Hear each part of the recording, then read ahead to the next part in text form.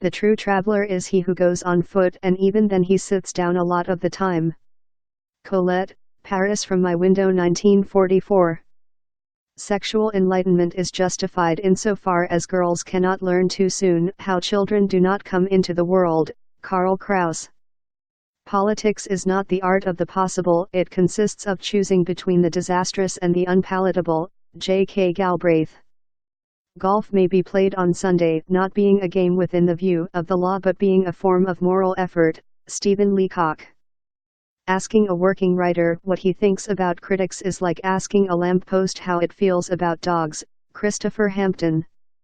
There are 2 million interesting people in New York and only 78 in Los Angeles. Neil Simon, in Playboy, February 1979. Life does not cease to be funny when people die any more than it ceases to be serious when people laugh. George Bernard Shaw.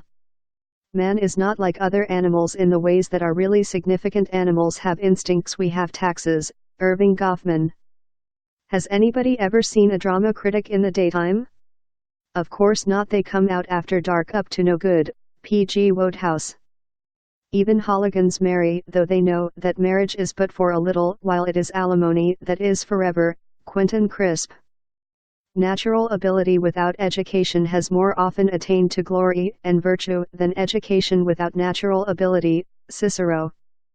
The only man who is really free is the one who can turn down an invitation to dinner without giving any excuse. Jules Renard. A man must marry only a very pretty woman in case he should ever want some other man to take her off his hands. Sacha Guitry. One reason the human race has such a low opinion of itself is that it gets so much of its wisdom from writers. Wilfred Sheed. How is the world ruled and how do wars start? Diplomats tell lies to journalists and then believe what they read.